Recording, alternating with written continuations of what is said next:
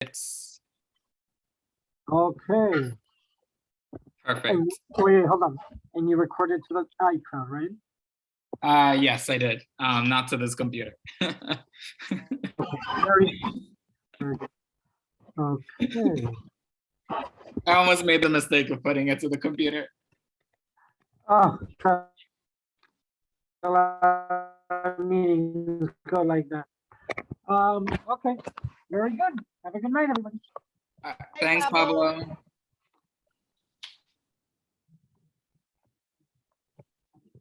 Hey, Bob, David, and Deb. Hey, Ramda. Rob. I believe we have a quorum. Mhm. Yeah, we do. We're just missing Rob and Courtney.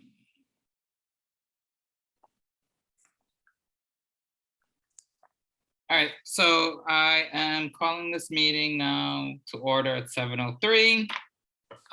So good evening, everyone. Welcome to the March meeting of the Parks and Recreation Committee. I want to start with the first thing, which is the approval of the minutes from February. Did everyone get a chance to look over the minutes? Is there a motion on the floor? Motion to I- approve. I second it. All in favor? Any abstentions? Oh, everybody's in favor, never mind. All right, I wanna just skip to Enzo from Councilmember Eric Dinowitz's office. He has some updates about parks and so on and so forth. So Enzo, take it away. Thanks so much, Ramdat. So I mean, call it updates. I just wanted to, kind of give an announcement, of course, about.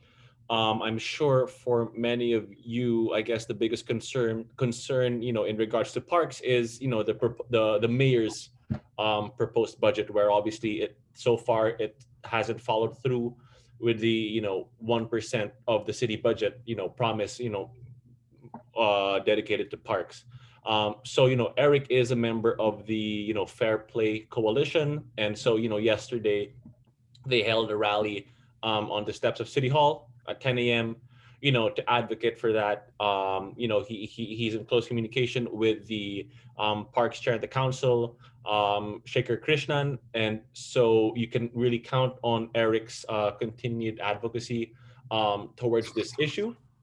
As you also, I'm not sure if you know, but Eric is also in the budget negotiating team at the council. And I believe out of 51 members, there are 12 members who are in the budget negotiating team. So this, really gives Eric, a great advantage to just advocate for, the budget he believes the city and our district deserves. And also, gives you all a stronger voice in terms of what your concerns are or what I guess you would like to see in the budget in regards to parks. So whether, maybe you could, I do hope by now all of you do have my email already, so you could reach out anytime. But, while I'm here, I was really hoping, to take notes of some feedback that you all have in regards to the budget, in regards to, especially like I said, and with the budget in regards to parks. And also if you have any questions, maybe I'll be able to answer it now, but if not, I'll make sure to, get back to you all with answers. So, I mean, just, while I'm here, do you have any questions or feedback for Eric? Do we have any questions for Enzo from the council member's office? Well, Ramdat. Enzo, I don't know whether you're aware or not, but a month ago, this committee passed a resolution asking Mayor Adams to fulfill his pledge for 1% funding from the city budget for the Department of Parks and Recreation. So, we're totally on board with increased funding for the Parks Department. which, as you know, has actually been cut from the last budget, the last de Blasio budget. So, anything that you think we can do in terms of advocacy, please let us know. And, that's what we want to do. Got it. Yeah, I believe there was a vote on that resolution in the last full board meeting. So Correct. now Yeah. you reminded me. Now I remember. Thanks for that, Bob. We'll go with Jody and then Stephanie. So is there a budget hearing for parks scheduled yet? I just sat through 3.5 hours of sanitation today and cut the last 2 hours of land use, which went Right. 5.5 hours.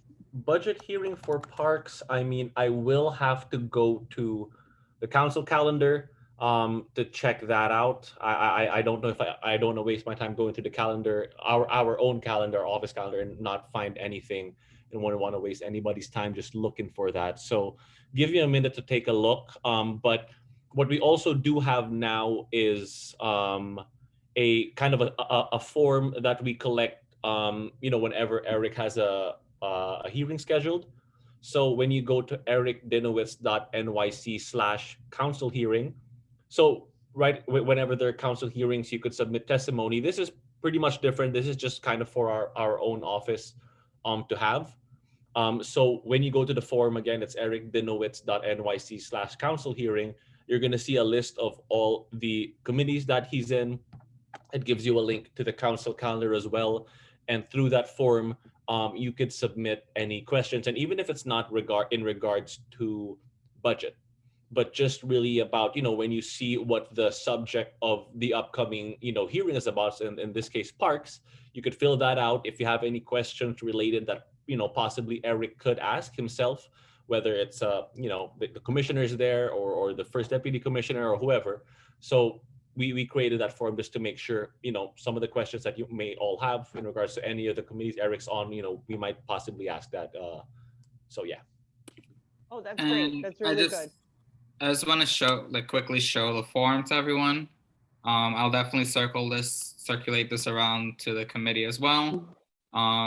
So this is right. This is it, right? Enzo? Yes, it is. So just make Okay. sure it's clear to people that it's not, like submitting official testimony. So this one is just solely for our office. Okay, perfect. Stephanie, go ahead. So written testimony on behalf of Parks is being accepted through Friday of this week. There was a Parks Committee hearing yesterday. I don't know if it was, I was not able to attend, so I don't know what was covered in the hearing, but I imagine it was budget. So, so just to reiterate what Bob is saying, there's already been a $60 million cut to Parks since the last budget. And we just had a meeting today at Parks, and we have 100 vehicles that are out of service in the Bronx. How many? And there Sorry, can you repeat that? 100 vehicles. Just And in the there is Bronx? no, yeah. And there's Out of no, how many? I don't know. I don't know, David. But Okay. it's a ridiculous number. Of course, and, of course. And there's no, there is nothing on the horizon where we're going to get those vehicles replaced. Other vehicles that we're using are terrible. It's quite bad. It's Are quite any bad. of these still the vehicles that were, I guess, damaged or that broke with last year's storms and they were never recovered since? Some of those are in that count. And so for Van Cortlandt Park, that was 3 vehicles were submerged and junked. But we were hit the hardest. So it's just regular bad vehicles. Right. And Jody, so yesterday was the preliminary budget hearing. It was right after the rally with Fair Play. So then that means Stephanie, it's 72 hours after the hearing. So it's testimony at council.nyc.gov, right? You can submit Mhm. Mhm. written testimony, which you don't have 3 minutes, so you can submit a lot You can write as more. much as you want. Write as much, make sure you bullet pointed and make it easy to read, Yeah. because they So skim. they do. But if you go to New Yorkers for Parks website, they have bullet points of what we're asking for in the Playfair Coalition. And yeah, I'll send that around to the committee as well, just in case they want to submit written testimony as well. I'm gonna draft something up and send it over as well. And yeah. Any other questions for Enzo? Go ahead, Rob. I actually just want to thank Enzo for showing up on this weekend to help us clean Ewan Park. He did really heavy lifting. We got a ton of garbage out of Ewan Park behind the construction wall there and behind the tennis And courts. it's And all, it looks, all out of there, right? It's not there anymore. yeah, they got Oh. they came the next day and took it all away. So not the branches, but all the garbage away. It looks great. So thank you. Yeah, that was a lot of work, but Yeah. I could sleep well now. Yeah, it's true. It's a feeling of accomplishment. Thanks, Rob. Bye. Thank you. All right. Enzo, anything at last thoughts? No, I'm good. But again, I do hope by now, everybody in this call has my email, lmanzano@council.nyc.gov. So, you can all reach out in time. And Ramdat, thanks for the time. Thanks, Enzo, for coming and giving us an update on where CM Eric Dinowitz stands on the budget and Parks budget. We appreciate it so much. All right. All right. Next on the agenda is chair's report. I'm not gonna touch the press conference because Enzo just went over that. That was on part of my thing. There have been some graffiti issues in Bruss Park, and I just want to thank DPR for their rapid response in getting that cleaned. Also, the stewards of Bruss Park has been really good at sending us the ticket number and images so I can follow up and make sure the signs or the fence or benches or the chess tables are power washed in a timely manner. So just thanks Parks for that. There was an issue though with a Parks vehicle like driving on the lawn in Bruss Park, and that has been that's been addressed by Joe, and Joe will help stewards of Bruss Park reseed that area of the lawn that the tire has dug up the lawn. And there is the Van Cortlandt Park Water Summit meeting number 2 on March, that's next week, right, Stephanie? From 2 to 3:30 p.m. If you need that link, the Zoom link, and if you want to join, just let me know. And Which day is that? It is, I have to check my calendar. Bob, do you have March 30th? March 30th, yep. Bob, do you have a question? Yeah, I do, Ramdat. The graffiti in Bruss Park, was this similar to the graffiti that was in Spuyten Duyvil Playground and Seton? This was just regular graffiti. Okay. There was no racist or anti-Semitic undertones or any, any anti-Semitic or racist language on it was just regular like tagging. But it's been purple? clean. Was it purple? I have to check back the pictures. There's Joan 5 is very prolific. SEI MCV, which is Michael Breen, who's 40 now. He's back tagging. So I've been kind of trying to track some of it. And I think graffiti at nypd.org, they were compiling, they used to have a physical book, but now I think they're compiling digital photos of graffiti. So that might be something, because if they're hanging out in the parks, they will make the rounds. All right, so yeah, I'll definitely start submitting those to that group to that website. As you know, there is a graffiti issue. I live in Kingsbridge, and graffiti, there's a lot of graffiti issues down here. And it's also making its way into the parks as well, which is unfortunate. So if you're seeing the graffiti, just put in a 311 request again and send me the ticket number. I can I can make follow up with the board office and make sure those are taken care of in a timely manner. And we're On coming that up. one quick Oh, go question, ahead, the water working group, it was March 30th, you said at 2? Yep, from 2 to 3:30 p.m. I Yeah. will send over the Zoom link to everyone at the end of this. Okay, great. Thank you. No worries. And I'll also, And- my job box in Fort Independence got tagged with graffiti, so I'll send a picture to Jody so she can identify them.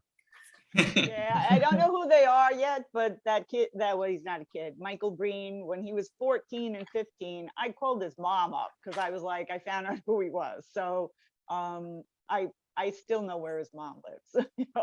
Excellent. I know where this person's mom lives too.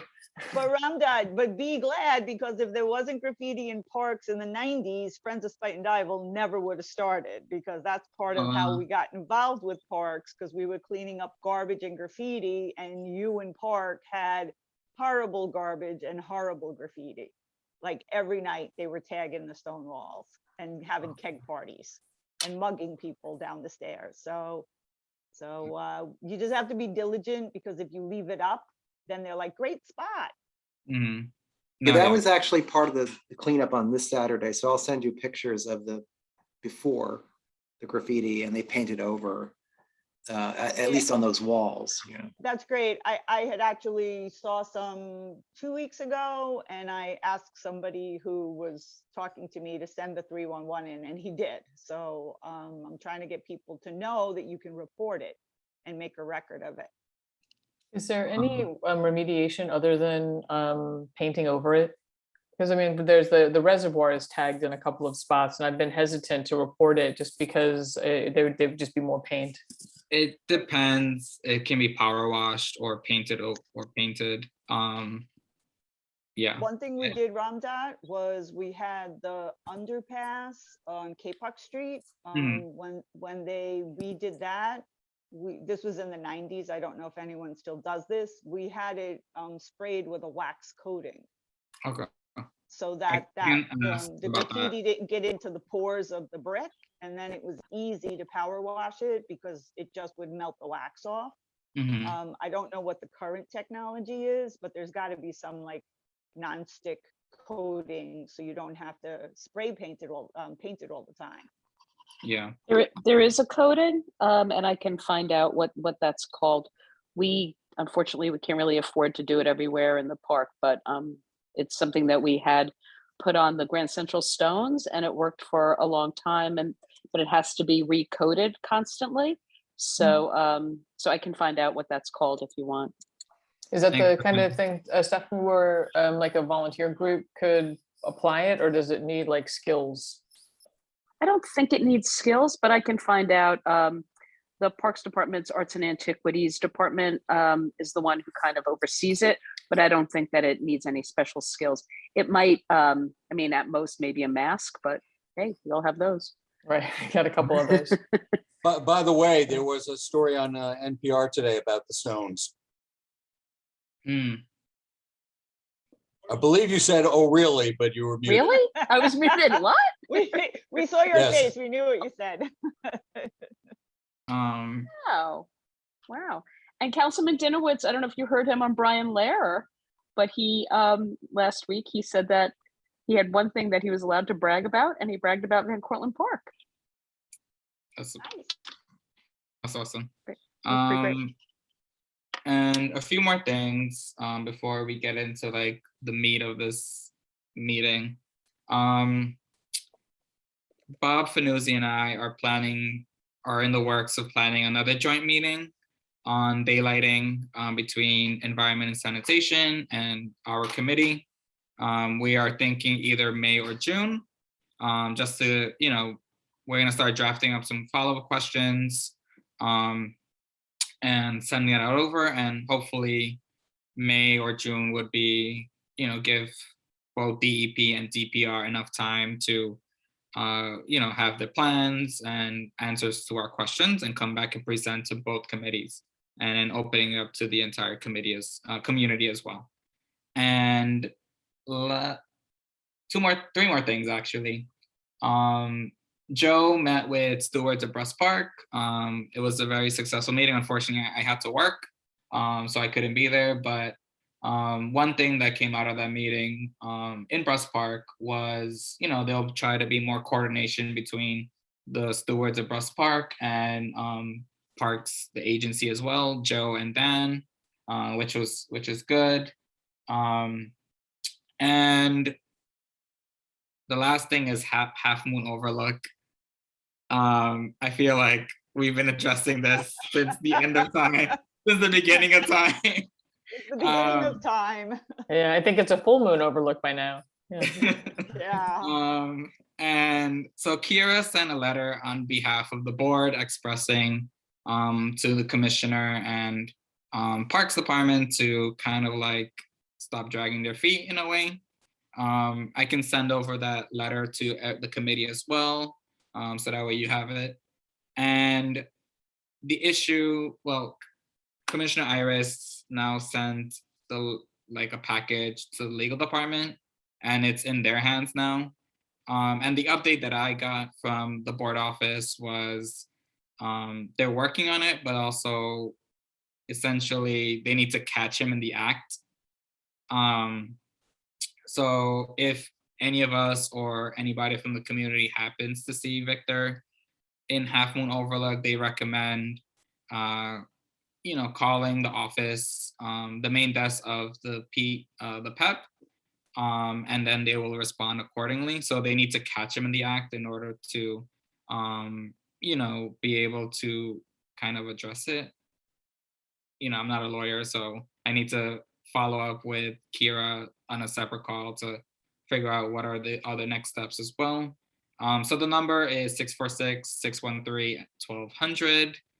And one last thing, Rob, two more things. This is for stewards of UN Park. Joe is gonna check on the fence for UN Park. And also I am in the process of making sure that the signs are replaced by the basketball court. And I believe the entrance, I forgot what avenue, all the way up, yeah. I see that it's has a lot of graffiti tags. It's layered with white spray paint. So I'm in the process of to see if that can be replaced as well. All right, a lot of hands. And I believe this is all for Half Moon Overlook. So we'll go with Leona, David, and then Jody. Well, just first of all, is Victor the homeless man that sleeps there sometimes? No, that's Carlos. Oh, okay. Never mind then. I just wanted to know who it was.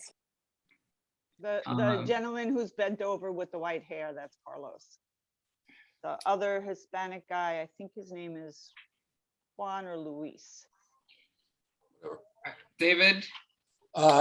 Yes, quickly, Stephanie, I just sent you the article. About the overlook, for what it's worth, Parks did put up a bright red, if small, sign that says "Do not enter" right by that gate. So more needs to be done, but at least they did that much, which would clearly identify that Victor would be in violation, and anybody else should be aware that they are not to go over. Okay. I haven't had a chance to go over there yet, so I thank you for letting me know that. I just rode by yesterday. Yeah, Jody? I have a picture of the day it went up. So that is for legal. They had to make it clear that he was trespassing because the narrative has been oh, he's providing access to a public park. And the other thing is it's not just for Half Moon. There are numerous trails appearing on the very steep slopes of Henry Hudson Park that are connecting the path that's up at the top of the slope behind the ball fields down to Palisade Avenue or Independence Avenue. People are now telling me that they saw the path, so they're letting their dogs run up there. I've seen people trying to climb up there. They're super steep, really dangerous. And then someone just emailed me, called me the other night to say that it looks like there was a lot of material removed from the forest edge of Seton and Wallenberg Park on 232nd Street. She said it looks like empty, like somebody's making a clearing there. And before I knew about Victor, I had reported to Rosemary that somebody had made trails in behind the ball courts, the tennis courts in Seton, and they're really packed down. So maybe that they're extending it. And Christy from Natural Resources said that that was not them. So we're gonna send her photos and drop some pins on Google Maps to let her see that. The reality is if he's at a half moon, he's obsessive, so he will continue. Someone also reported that they noticed similar activity on the edge of Wallenberg, the northern edge at Palisade Avenue, where there was plants cleared and giant piles of branches and debris piled up. And that's not parks either. So, the longer somebody is allowed to do these things, everybody thinks it's okay. Also, the Attorney General's office said that he's not registered with the Charities Bureau, but they don't have the ability to investigate. So they will reach out and ask him to register. It's a lot like DOB, Ramdat. If Parks has to DOB has to catch the violation because they have to testify and say, I took the picture, I saw the person. So PEP has to do the same thing. They have to catch them and say, I saw them, I took the picture. So I have a bunch of people looking out. But since you said the number, so I can share that number widely. Yes, you can. Okay, Do great. you want me to say it again? Or do you? No, I have it. I have Okay. it. And David? Yeah, just one thing. Jody alluded to it, that there is a sort of a romantic notion of what Victor is doing, to make parks more accessible and pretty and et cetera, et cetera. And the thing that he doesn't understand, and I think that we need to get the word out through our various contacts, is that besides what he's doing being illegal and dangerous, we have an NRG group, the Natural Resources Group, that are professionals that know what are invasive species and what grows properly and what's dangerous to keep and slopes and et cetera, et cetera, et cetera.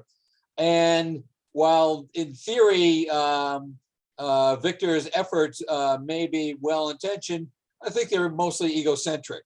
And I think that we really need to spread the word however we can that this is really bad and that he's not just some, I don't know, good Samaritan.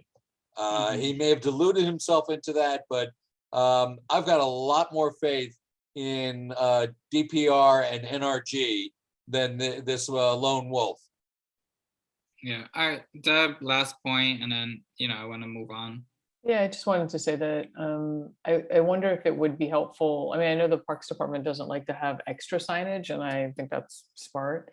But that a lot of folks don't know what a Forever Wild area is, and they don't know which parks are Forever Wild. And I could be wrong, but I don't think that there's any, like just like some educational piece or something where you got a QR code.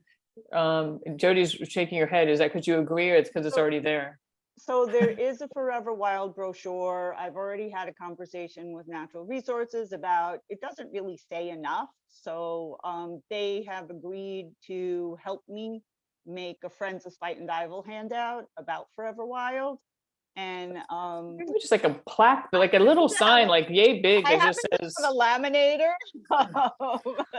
So something with a squirrel and like a native tree, and it just says Forever Wild and like what it is, and like a QR code to learn more. But actually, like where it says Wallenberg Forest and where it says Half Moon Overlook, Because I think otherwise it does look scrappily, and people don't understand that that scrapple is nature, and nature is good, you know? That's the handout that we're working on, to explain Yeah. to people, why does this look this way and what can they do?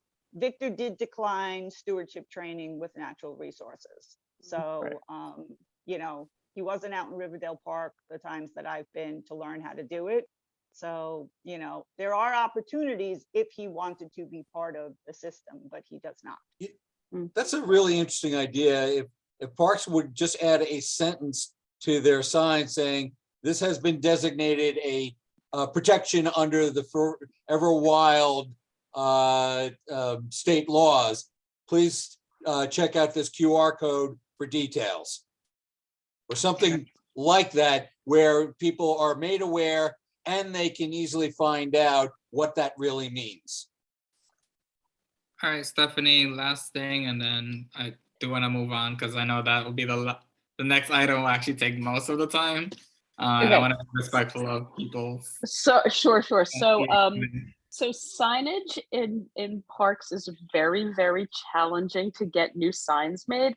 So I'm going to check and see if there's actually an existing Forever Wild sign in the sign catalog.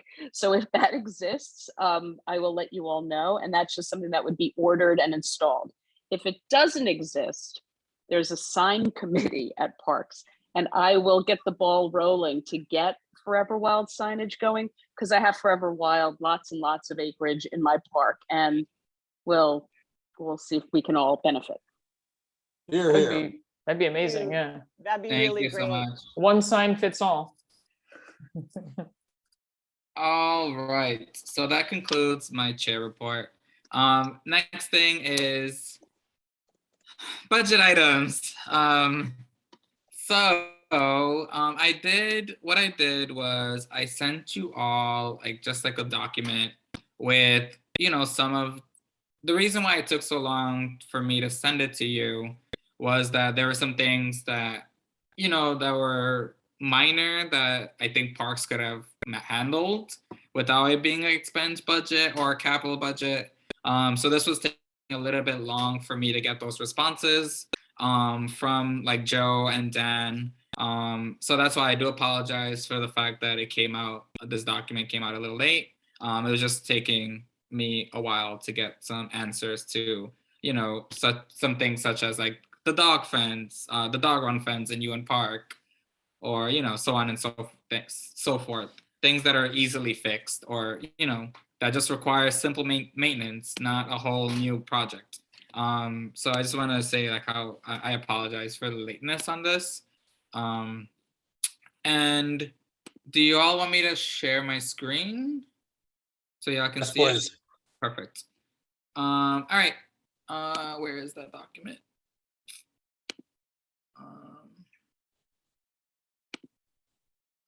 Nope. Y'all can see it, right? Amazing. I can see your email. Is that what you mean to show? I don't see the document. No? Nope, I see an email from you to Joe. Oh, hold up. This is how scandals get started, Ramdot. I know. I haven't taught on Zoom in a year, and this is what I get. I forgot how to share my screen. There we go. There we go. Second time's a charm. All right. So. But try to go into, well, expand it. It's very hard to read. Let me expand this. The lower right, you've got that slider. Whoops, too far.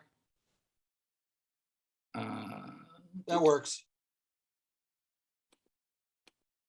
Sorry, I feel like I'm technologically challenged today, which is kind of funny. All right, so what we did was Bob actually helped me with this as well. He caught that I missed a few things, and then I, redid it. So I looked at the OMB report for 23 and looked at everything that was not funded, or the famous please reach out to your council member for further assistance, that, phrasing. And kind of put some of that on here, but also put in some of the new requests that we got from some of the parks groups that, weren't necessarily easy to fix with just a communication with Joe or Dan. So the first one is Bailey Playground. Then we have the construction restroom for Van Cortlandt Park at Broadway and West 251st. We have the improved access, the wrought iron boundary fence and exterior red brick stairway into the Van Cortlandt mansion. Washington Walks, including new benches, replacing the temporary fence and wrought iron fence, and repairing the adjacent sidewalk.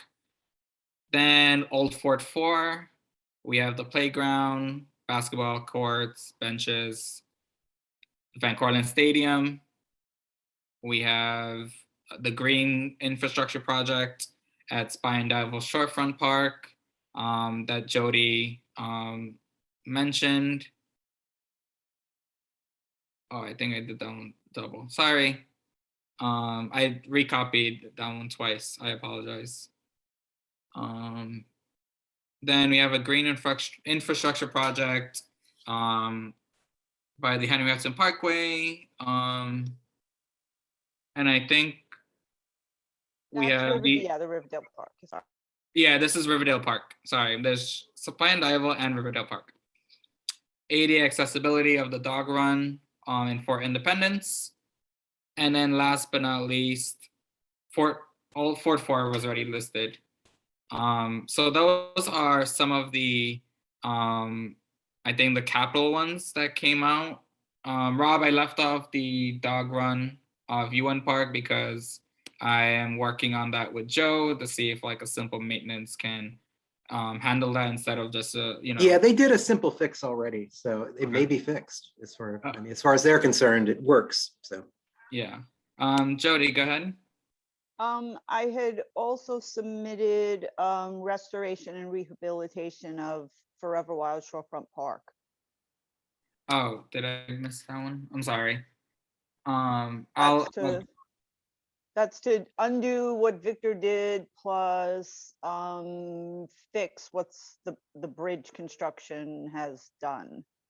Jody, do you mind reading that one out loud again for me if you have it?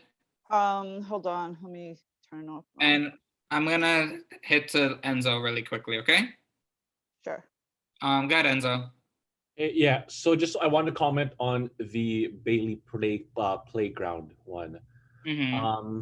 But before, in terms of the playground itself in Tibbet's Tail, actually our office and we work with this organization called ACE who does cleanup. We actually have been getting the sidewalk from 234th to 238th cleaned every Friday. If I'm not sure if you noticed that, but every Friday our crews are out there, so they've been doing great work. But in regards to the playground itself in Tibbet's Tail, this is also something our office has been very interested in working on, including the Office of Assemblyman Dinowitz. And what we actually did it might have been sometime last year or early this year, we did a walkthrough with Councilmember Pierina Sanchez along that strip, kind of just, talking about what we envision here. And I guess what's kind of been going on, in regards to the playground and in regards to Tibbet Tail, the issue about the fence, why it's closed, and all that. And so we did have an initial meeting with Parks, letting them know that, we're interested in hopefully working together, including, and also with the Office of Pierina Sanchez, doing something, providing capital money to eventually, fix up this whole place. We did that while Iris Rodriguez was the borough commissioner. And, since then she's become the first deputy. And I guess because of the change in administration, we haven't been able to successfully plan a community visioning session with Parks and the Office of Assemblyman Dinowitz and the Office of Councilmember Pierina Sanchez. But that's just something we're really trying to get done. But I guess, like I said, since the change of administration, they're still figuring out a couple of things in the borough, department But so just, look for, keep an eye out for that, once we have that community visiting session for the playground and Tibbetts Tail, hopefully in the near future. Go ahead, Doug. Oh, I just wanted to add for Enzo, because I don't know if it's on your radar. I'm not sure which meetings, which committees you go to, but that for ENS and part of the Deegan project that the TNT committees have been focusing on, that Bailey Playground might be a good place for water catchment. Also, possibly like some of the experimental, like they've been doing like basketball courts that essentially can catch water in terms of when there's like a real high stormwater overflow. And so it may be a way to get additional money to make repairs and stuff to the park. We know Cool. it's got flooding, so. Right, that's helpful to know. And I do know our office is meeting with BCEQ. Did I say it right? BCEQ? Yep. Yeah, where we have a meeting with them, I think sometime next week. I hope they bring that up. Yeah, that corner is actually one of the outfalls that come down from Kingsbridge Heights. So there's a lot of water that comes down there. So it would be a great feature to catch water during high storms. Cool. Yeah, no, I'm sure, Eric will definitely be interested in learning more about that. So great. Cool. I do see Bob's hand is up. Yeah, thanks, Ramdot. Yeah, with regard to Bailey, the Bailey Playground, one of the significant problems with that playground is that the storm drains don't work properly in that playground. So apropos of what Deb just said, this is, this playground is an opportunity to address some of the stormwater runoff that comes down from Kingsbridge Heights. And as we know from last year, winds up down on the Deegan, the lowest point in the community. I don't know that the storm drains in the Bailey Playground by themselves would have averted any of that problem. I doubt it. But the fact that they don't work properly only exacerbates the problem. So, and that's why, excuse me, that's why in this request, aside from the fact that the playground is all blacktop and looks totally uninviting, we have always requested that the storm drains be repaired. So, that's an important part of this whole project. If I may, so there's a couple of things that are going on in Van Cortlandt Park that are green infrastructure projects. And these green infrastructure projects are like these sort of small kind of retrofits, if you will, that are kind of a combined effort of Parks and DEP. In fact, they're managed by someone at Parks who is technically funded by DEP, but she sits in a Parks office. So fascinating person. She is great, and she is overseeing a couple of things that are going to happen in Van Cortlandt Park, one of which is the tennis courts at Indian Field are going to get one such retrofit, which is great. So I asked her specifically about Bailey Playground because we had been talking about it at one of our many Tibbetts Brook meetings. And she said that it is not a good candidate for a retrofit because there's so much work that has to be done there. It has to be a full-blown redo of that playground. So it's been assessed, and it's beyond like one of these smaller retrofit projects. So that is from DPR, DEP, from their point of view. So it's something that would need a bigger budget because it would have to be a complete redo. Interesting. All right, thanks, Stephanie. And I added the last one, Jody. Sorry, I missed that one. Rehab and restoration of natural areas, trails, wetlands, and aquatic features by Indival Shorefront Park. All right, so these are the capital. David, how many things are we allowed from each committee? How high is high? there is no formal rule other than the borough president's office tells us that we basically, as a community board, all committees cannot submit more than 30 capital and I think 25 expense. And I've gotten this whispered in my ear several times. Anything after the first 5 don't count. So, but that the overall prioritization for the community board of parks and TNT and ENS, et cetera, that's part of the discussion that will happen in exec and then voted on by the board later on in May. But that strongly suggests that you're hard pressed to submit more than 4 or 5 each, capital and expense. You know, I have no hard rule, but realistically, you're probably not going to get anywhere with beyond that. Bob, do you have any comment on that or something else? No, my comment is on something else, David, one of the capital projects. Okay, well, I'm sorry. I'm done anyhow. So, Ramdad, how do you want to proceed? We'll go with Bob and then Jody.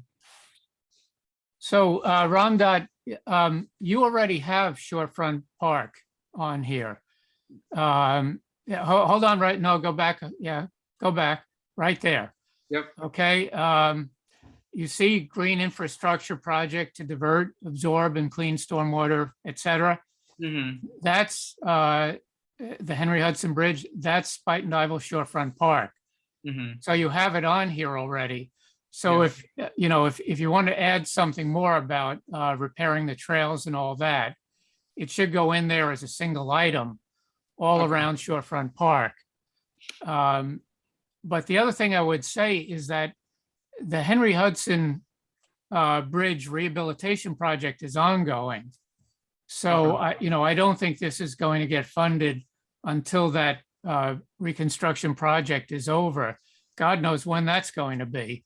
But, they're still down there doing that work. So, but in any case, the most important part of this is, put it all in one item Okay. and make sure it's all aggregated into a single request. Jody, you had your hand up. Yeah, Bob, I broke it out into 2 things because green infrastructure is kind of a tricky thing that I wasn't sure that parks would go for it. But that's, and I did submit it to them to review and they said they didn't have a problem with it. But if you think putting it together in one, that's fine. They're replacing something that has been in there for 20 years. So, but my comment is for what David said. I think that over the years, one of the things that has been really good about the budget process is that sometimes this is how the other members of the executive committee see the breadth of what the other committees are doing. And then, you can fight it out and weed it out together. But I've always known that each committee makes a very long list and it's a way of communicating that these are priorities to the community. And then you can pick and choose for what you're going to submit to the borough president or, the city.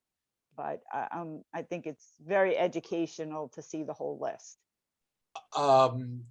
I understand what you're saying, but our experience has been with the executive committee that just having 50 or 60 things submitted to a list that will not get past 30, it doesn't end up being educational. It ends up being getting the process bogged down. I appreciate what you're saying. I think there's value in alerting the executive committee, maybe the other committees, of other things that are of interest. But if a committee submits 15 items for us to consider in our top 30, it doesn't seem likely that 13, 14, and 15 are going to get a lot of play or discussion or thought. when we're trying to come up with that list of 30 from 10 committees. Yeah, the reality is if any one of these gets funded, that's a miracle, because as Ramdad Yes. alluded to, and we talked at the last meeting, the answer will be ask your city council member to fund it. And the sanitation hearing today, that was the theme repeated by council member after council member, saying that like things should be baselined. We shouldn't have to be funding basic services, because they were complaining that they had to fund extra wastebasket pickups. So that I was just speaking to what we discussed last time about how this is all going to be. Tell your council member to fund it. And it's a good, legit way to say we need more baseline money for parks. So that was just what I was trying to address, the idea that the system is broken, and this is one way to point it out, because look at all this stuff that needs to be fixed. You know? All right, Bob, I see your hand up. Yeah, this is a philosophical issue. Do you want to include everything that you think really needs to be done, knowing full well that, only a certain number of the items are actually going to make the community board's own list for submission to OMB? Or do you say, no, don't do that, it's pointless, because, we're going to cut it off at a certain point? As Jody just said, the answer on all these items ultimately is going to be, the Parks Department approves of the project, but there's no funding for it. So talk to your council member. I'm of the philosophy that might as well go into the executive committee and the board with our full list. We know that the, bottom 2, 3, 4 items are not going to make the final cut. But I just think it's a good practice for everybody in the community board to be aware of the breadth of the parks projects that do need attention, that they're just not getting. But again, as I say, this is a philosophical argument. You can argue both sides of this question. In the end, the community board will come up with its final list. The top 5 items or whatever will make it. The other ones won't. But I think it's a good discussion to have. And, in the end, we go back to our councilman for the money anyway. So that's all I had to add. All right, do we want to start ranking these on how we feel they should show up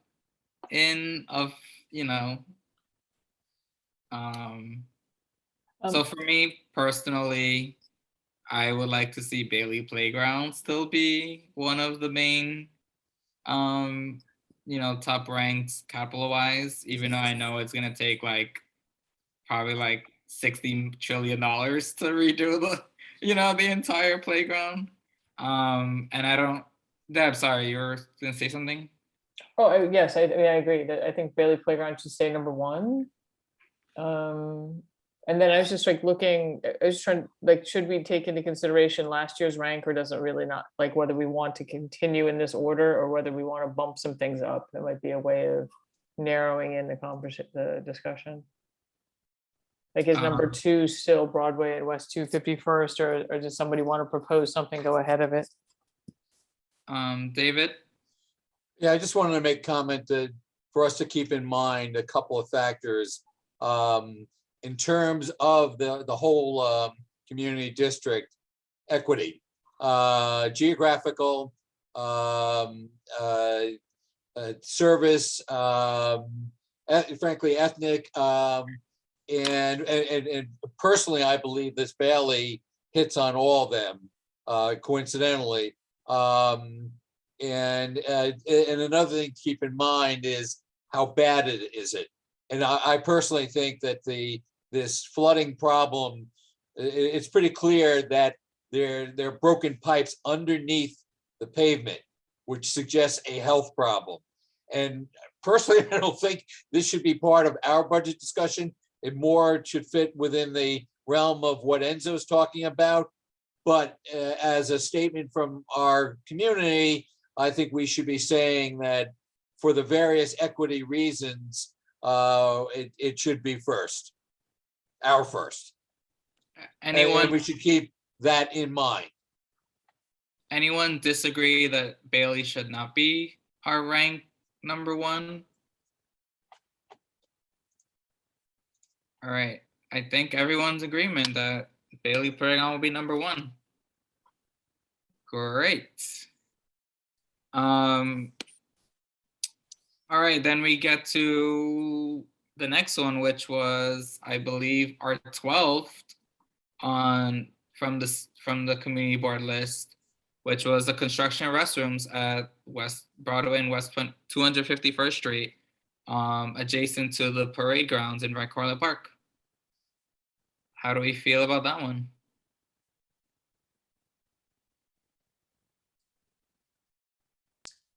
Ramdad, I'd like to know Stephanie's opinion. You've got a couple of Van Cortlandt projects here. Stephanie, how do you feel about these projects? And which one would you want to see Right. ranked second from this committee? So realistically, the stadium is really, really in a state of horrible disrepair, and nothing can move forward until a new engineering study is done. And that, I have an estimate, is going to be anywhere from $600,000 to $1 million just to do the study. So I think it would be really important to do that. But I do know that that bathroom is also really needed on that side of the parade ground. So that's, my top two. And if Stephanie, you what had about to the, rank them, which what- one would you put first? Sorry, we're putting you on the spot. Sorry, Stephanie. Me personally, the stadium, but I don't know. Bob might differ on that. there's also the wrought iron fence around the mansion. I think that was still on here, right? Yeah, Mhm. that's So it's mostly funded. There is about $600,000 actually that is still needed for that fence. So so if that is possible to put in there somewhere. I'm sorry, Stephanie, I didn't get, where do I put that? So you have, actually, your cursor was right there. Yeah, rehabilitate the wrought iron boundary fence. So it was included in this last year's budget. And so I think $2 million or $2.1 million was already in the budget, but it's going to fall short. So just a little bit more is needed.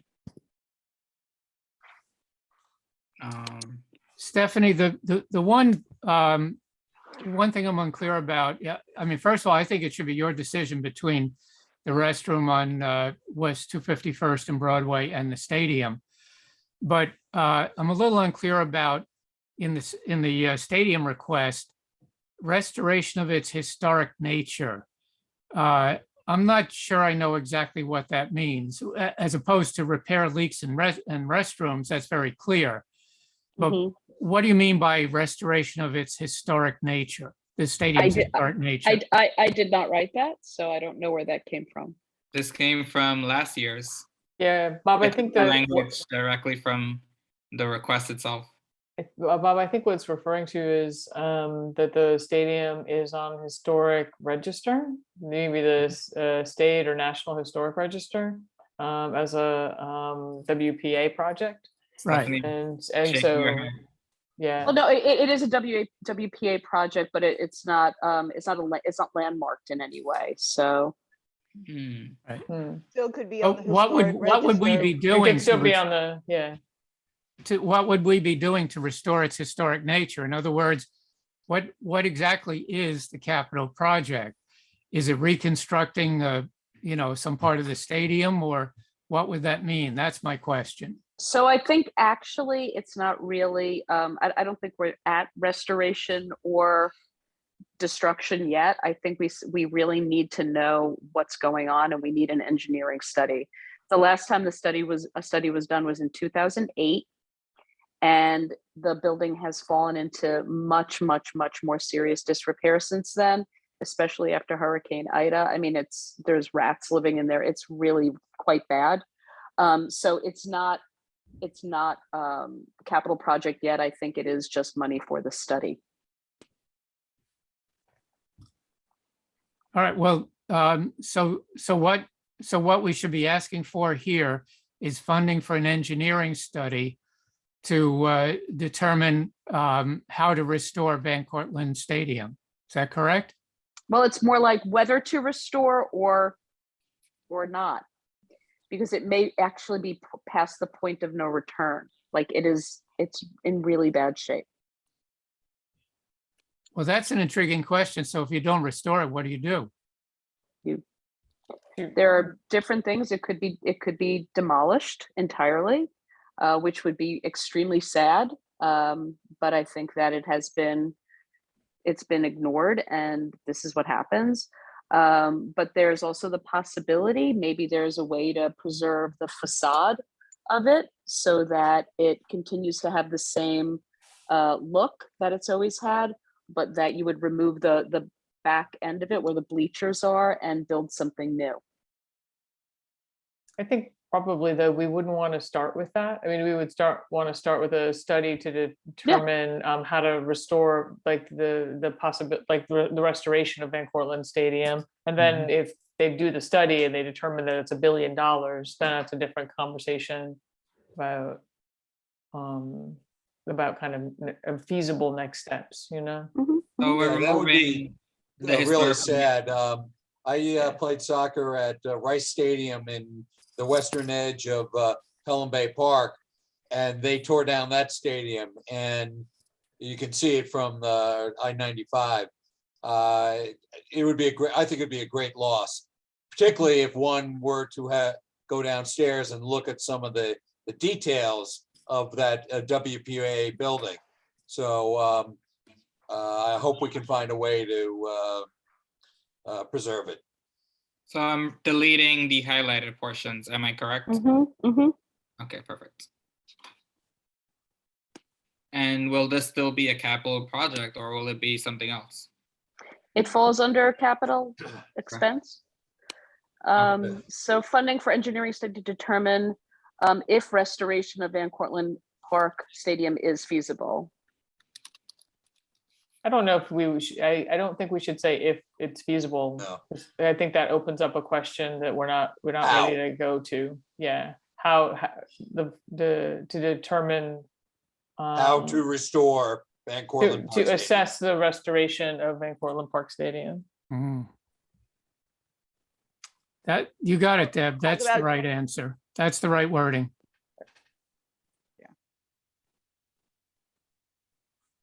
And No, well, again, a little tighter. Assess how to restore the stadium. A restoration plan to assess the, To assess, Engineering to study. develop a restoration plan.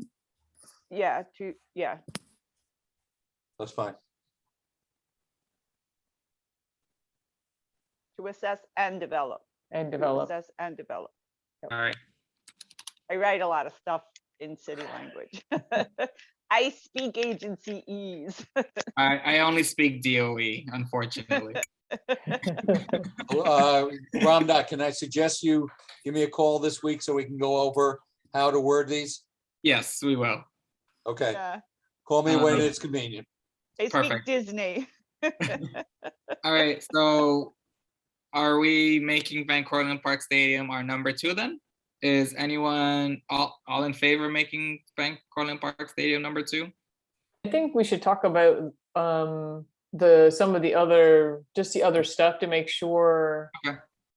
Just in terms of both equity, and also the number of people who use it. That's the only thing that I think that's the one. Bailey is easy because a lot of people use it. It's in bad condition.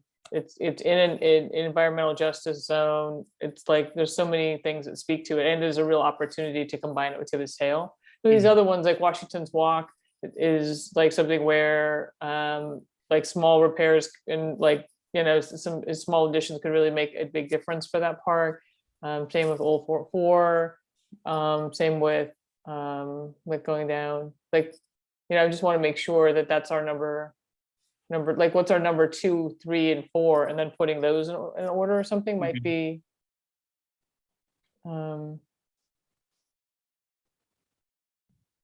I mean, I know that the Old Fork Park, I think council member Sanchez has it as one of her participatory budget items as well. So are we removing Fort 4 then? No, not yet. I mean, it's not funded. It would have to actually get funded. Mm-hmm. I'm realizing there's a bunch though for like around the reservoir too. So we'll have to- Mm-hmm. And we also still have the Mashalou golf house. and we have a Masha Golf House.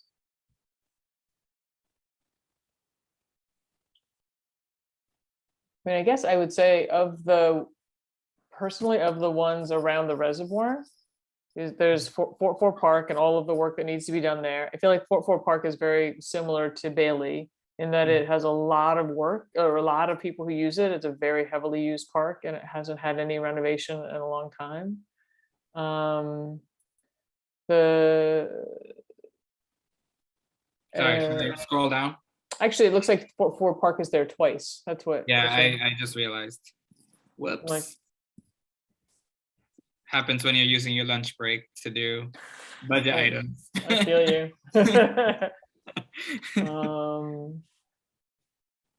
Yeah, so it's right Ram- here. It's right under Washington's Walk. Yep. And around that, I noticed that there's no number next to Shorefront Park. That was just a rewording of the retaining wall one. So I think that was, that's been on for 20 years. That had a ranking. I'll have to check the ranking on that one. Yeah, and I appreciate the equity conversation, but I just want to add some, if we are only evaluating by number of users, natural areas will never get funded. And we're losing, we've been talking about climate change. If we don't protect the natural areas, and even Tibbetts Tail, if that becomes an extension of the playground, they're losing a forest fragment that can absorb water. So, I definitely think the Bailey, definitely, that's been on there for a while. So, some of those considerations, I just would request that some of the natural area parks that don't get heavily used, but perform ecological functions and have trees that help absorb carbon dioxide and soil that absorbs water be factored in as important as well. Yeah, no, that was actually going to be my other thing to suggest, was that like in terms of balance for the list, that like something to address stormwater and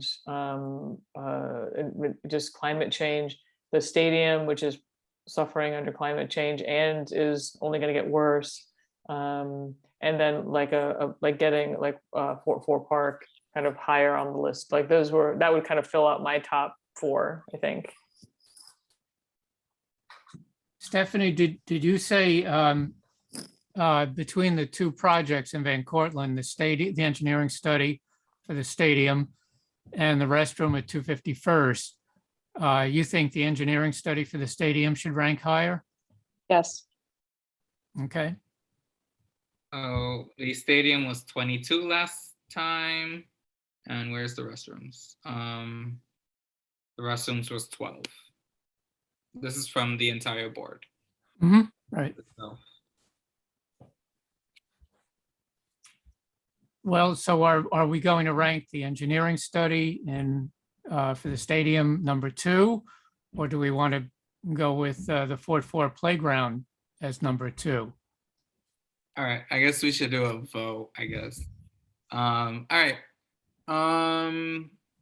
All in favor of ranking the Van Cortlandt Park Stadium as our number 2, raise your hand.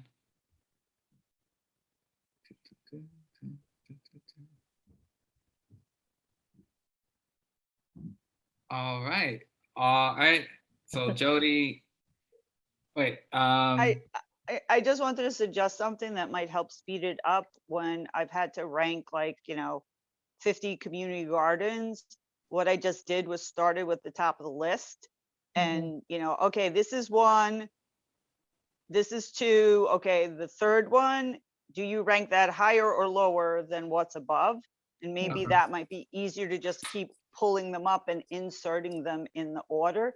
Is this more important or less important than the ones above it? Then rather than being like, what's 3, what's 4? That's just that was just a way that I quickly. which was the other one? That was Old Fort 4, right? Am I correct? It was Old Fort 4, it was the Shorefront Park, and it was the stadium. And then I would go Washington's Walk after that, but those are my. I like the dog run, but this is the first year for the dog run, so. Remove this one, bring this back down. It's a good thing I taught on Zoom. All right, so we did Bailey. So these are the top few, I guess. There's the Van Cortlandt Park Stadium, Spine Devil Shorefront Park, Washington Walks, and Old Fort 4. Right, so I think what Jody was saying was now we'd say, okay, we've got the stadium, would we put the Spite Dival Shorefront Park above it? Or is that the right order? All right. And then if we're good with that order, then we would go down to Washington's Walk and say, okay, would we put Washington's Walk above the Spite Dival Shorefront Park? Or above the Van Cortlandt Park Stadium, and then kind of work our way down that way. Yeah, so It was just, we, it was just a suggestion. You don't have to follow it. I was just. I like it. It makes it move things a little bit quicker. Well, I'm not clear that we decided that the stadium, the engineering study in the stadium was number 2. Did we in fact decide that as opposed to the renovation of Old Fort 4 Park? And I think the idea is that next we would say, okay, the Spite and Dival Shorefront Park, do we put that above the stadium?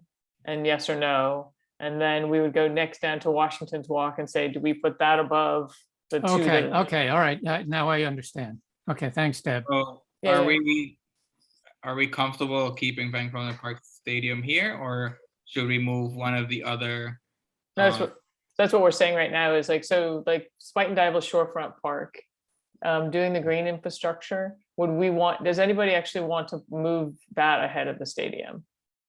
Is there anybody that would like to speak to putting that ahead of the stadium? Okay, so then it seems like that's okay. So next, Washington's Walk. Does anybody want to speak to having that be on top of the stadium? More important than the stadium? And last but not least. Last but not least, Old Fort 4. I would like to propose that maybe it would be, for me at least, Bailey Playground, Old Fort 4, and then the stadium as an order. So moved. Anybody else? Yeah, I agree with that, Deb. Rob, what thoughts? Old Fort. Yeah, I would go along with that, Okay. with that list. ranking. So that means, and are we putting the stadium before Spite and Dival? Right, then the stadium stays just, it just is now below, one down from Fort 4. You gotta insert a. Yep. So you're just taking the next one and figuring out where does it fit in with the list we already have, Exactly. All right. like, is it gonna push something down? Yeah, Or not. Washington Walks.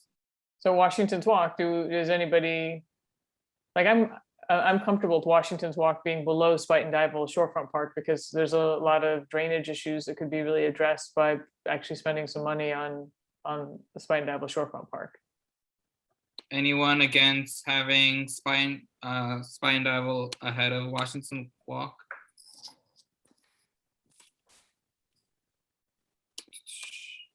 All right, I'm moving this one down.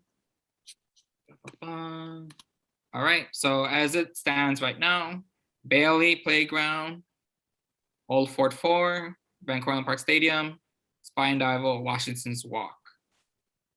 All right, we still have, and now we get to the restrooms. Mhm. And we have, The boundary fence, it needs a little bit more funding. mhm, And then, we have River- the Riverdale Park, ADA accessibility at Fort Independence, and then the Mosholu Golf House. Ramdot, I want to move the restroom at Broadway and 251st Street higher on the list. So, You know, here's my argument. The parade grounds are heavily used. There's one there's one restroom at the south end of the parade ground, but the parade ground goes for the equivalent of about 8 or 9 blocks. And especially during the cross-country season, in the fall and the spring, when there are big meets, the Parks Department has to rent porta potties all the way up along Broadway. You know, putting in that restroom wouldn't eliminate the porta potties, but it would cut down on the number of them, and it would provide an amenity for the soccer players, the cricket players, you know, who are there on the weekends. We really do need another set of restrooms down at the parade grounds. So I would like to see that item go up higher on the list. so Bob, where would you want to see that one go before? Let's see, what do we have? We have For the me, second one. it would have to be around number 4. You know, Bailey, then Fort 4, the stadium. It's going to be either 4 or 5. I mean, depending on how passionate people are about Spite and Dival, but I would put it ahead of Spite and Dival. I really would. I would make it number 4. Leona? Yeah, I just wanted to say I run cross country for Bronx Science. We have a bit of a rivalry with RKA. But during my season, we never even got the porta potties. So like I'm a huge fan of more bathrooms at RKA. The lines at the meets were a nightmare, and we did not get the porta potties. So yeah. So anyone in favor, who's in favor of moving the restrooms before Spy and Dival? Rob, Bob. wait, what was the answer? What's the question? Oh, sorry. It's been a long day. So Bob is proposing to move the restrooms To under the in stadium? in front of Yes. Spy and Dival, before Spy and Dival Shorefront Park. Yes. So it'll be right under the stadium. So the order will be stadium, bathrooms, then green infrastructure project. That's the order that Bob is proposing. Right. Ramdot, can you do me a favor? Yeah. Each of these, Bailey, Old Fort 4, Stadium, and Spite and Dival Shorefront, just bold and underscore them, so we know what the subject name is. Oh, Because yeah, we're bouncing sorry. back and forth, it's hard to follow. Yeah, like Sorry. that, just bold and underscore it. My bad. I apologize. Okay. Now it's easier to follow. Perfect. And then restroom.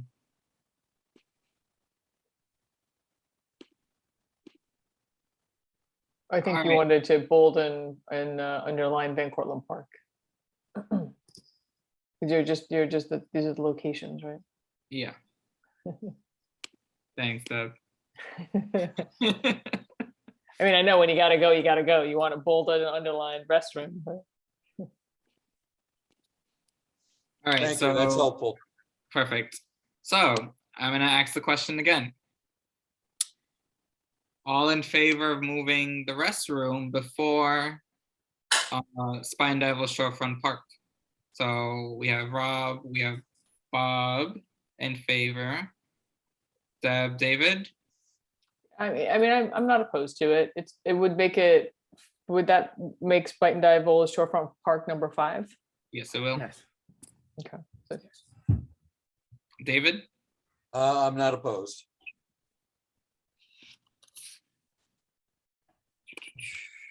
And that means Spine Dival comes before Washington's Walk. Oh.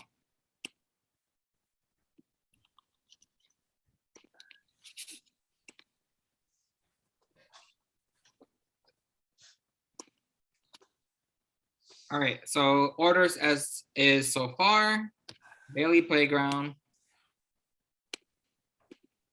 Old Fort 4 Park, Van Cortlandt Park Stadium, Rest Room at Van Cortlandt Park, Spine Level Shorefront Park, Washington's Walk. Are we okay with that order? All in favor of that order so far? Mhm. Okay, seems like we have an agreement. All right, next we have 4 more actually. We have Riverdale Park. Let me just bold that. This is Van Cortlandt Park. Wrought iron boundary fence. Just Thank highlight that. Yeah. And then Fort Independence Park, Mhm. and then Marshall Golf Course. Well, on the wrought iron fence, you have to have Van Cortlandt in there somewhere. Yeah, Yeah. Van Cortlandt Oh, Park. Bob, we'll work on that kind of language later. I'll work with Ramdad on that. I just wanted him to bold it so we know what we're talking about. Yeah, so that way you're not confused. There's only one wrought iron fence. Well, Right. no, actually that look right up above it. Right, there's a wrought iron fence in Washington's Walk as well. Yeah, I added VCP. I'll remember. Okay, Okay. Yeah. that's I all we added need. I added Yeah, VCP. I think Bob's just calling out that we've been underlining and bolding the park name. Is, Oh, so Mhm. this is the only one where we Correct. did the wrought iron boundary fence. I know, Stephanie, we have to rework the language of this one. Right? We need to add, to allocate. Partially funded, the committee is something like around the committee is aware that this priority is partially funded.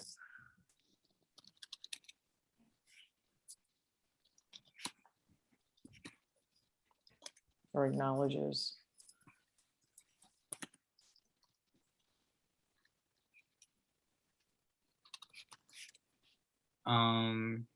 Or maybe say something like fund the, Stephanie, you said it early, you described it perfectly. What did I What the- say? No, I was like, that was good. I didn't write it down. You said something about, it was partially funded and it needs additional funds. Right, it's like the committee acknowledges this project is partially funded. And is requesting additional funds to complete. complete.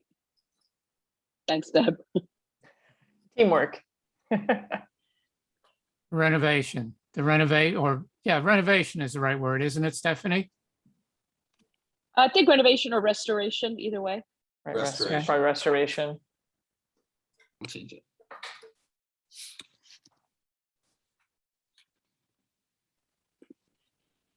Whoops, can't spell today. All right. And are we keeping the exterior red brick? Yeah, right, and then you just have an extra return after brick to stairway. It should just be red brick stairway to the mansion. There you go. there you go. Perfect, amazing. All And right, then wrought iron boundary needs to be not bolded or underlined. And that yeah, is we're gonna perfect. change that. We wanted, David said to just bold it, Mhm. underline it, so that way it sticks out. That way we know what we're talking about. Yeah. You know, as we're going through the list. Actually, let me bring up the golf house. And I'll restructure this document before David and I talk anyway. All right, so as we have it so far, it's wrought iron boundary in Van Cortlandt Park, Riverdale Park, Fort Independence Park, and Marshall Golf House. Does anyone want to move any of the, does anyone Can you move Riverdale scroll? Park? Can you scroll up so we can see? Okay. I would like it, I'm sorry, did I interrupt you, Deb? I hope you're good, Dave. Okay, I don't understand, the, green infrastructure project at the top of that new page. Mhm. And what the ADA element is of Fort Independence Dog Run. I don't understand them at all. Okay, Okay, so I'll I'm I'll gonna direct explain Jody to Riverdale the one, Riverdale yeah. Park, and then after Deb, I'll have you do the Fort Independence Park, okay? Mhm. Jody, Okay, you wanna and take then- Riverdale Park? Yes, perfect timing because I have to jump in like 5 minutes. So it's been brought to my attention that there is a lot of overflow of runoff from development, and it is flooding properties, and it can be properly directed into Alderbrook, which runs through a good portion of the estate area, then comes down, crosses Palisade, and goes directly into the Hudson River through Riverdale Park. There was a big restoration at the bottom of that, but they didn't go further up. It's been eroded out. There's boulders.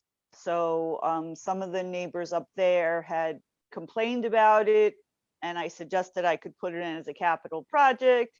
And they were like, oh, none of that ever really gets funded. So I thought it was a opportunity to deal with some of the water.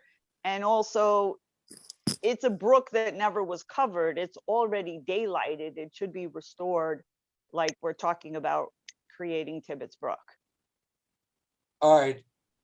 Yeah, well, I live up there, almost. And one, I don't see where the Henry Hudson Parkway element comes in, or the apartment buildings. And even if it did, I think this is an ENS project. But While it does, the Elderbrook does run along Spalding Avenue and then run through the Riverdale Park to go down to the river, to the Hudson. I don't think we're talking about that element at all. I think it's the upper portion, which would be an ENS issue, and maybe a TNT issue in terms of runoff from the Henry Hudson Parkway and West 246th Street coming Well, across. it's both. I didn't want to be greedy and put it in two committees. So it's both. There's two sections to it. The part that goes through the park needs to be rehabilitated. But you can't do that if you're, I don't know if parks can do that if it's not addressing the upper piece of it as well. So I was just trying to make sure that we were thinking about the flooding and diverting stormwater off the streets from all the development into the things that we have that exist. What development? There hasn't been development there in 30 years. No, there was a parking lot. A parking lot was put in up there that. At the Riverdale Country School. Yeah, so. Yeah, okay. Was this brought to ENS? Yeah, I think so. What, Yeah, we Jody? did discuss this, but I didn't submit it as a budget project because they had they had a bigger list than yours, I think. I totally agree that it's an ENS project and not a Parks project, because the only Parks element is at the very bottom when it enters Riverdale Park.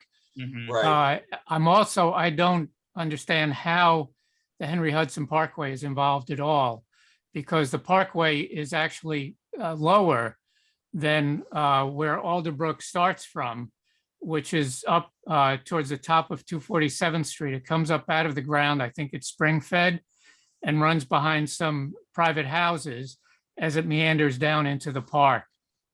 So it's already where it comes out of the ground, Jody, at a higher, much higher elevation I'm than just Henry Hudson. repeating what Jane Sokolow told me was a problem, and she actually lives right on the house where the brook comes under past her house and comes out right at the top of Spalding Lane.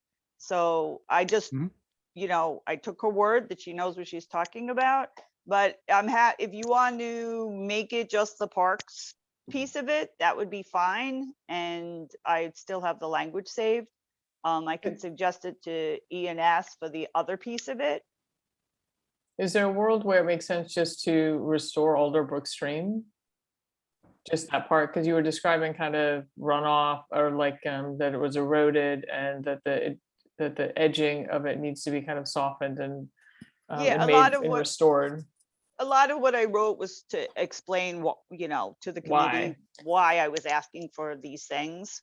Right, but it would be maybe just enough to say that restoring Alderbrook Stream would allow it to function more effectively during rain and just encourage. I mean, it should be, you want to have healthy streams in your parks. Yeah, that's fine. You could just delete the whole front part.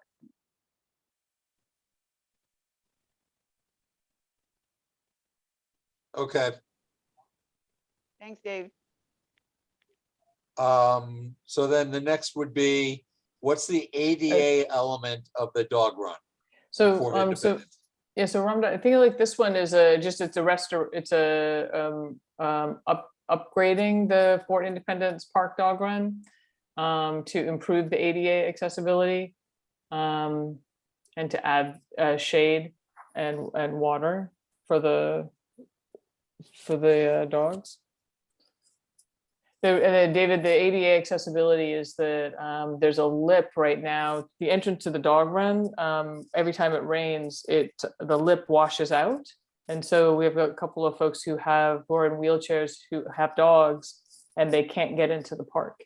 Oh, okay. So, so John and Aquarius have to put fresh mulch in front of the entrance to the park over and over again, and it just gets washed out again. That's kind of an ongoing chronic issue. And I would imagine mulch is hard to wheelchair over, right? Yeah, I mean, they're electric wheelchairs too, so they're heavy.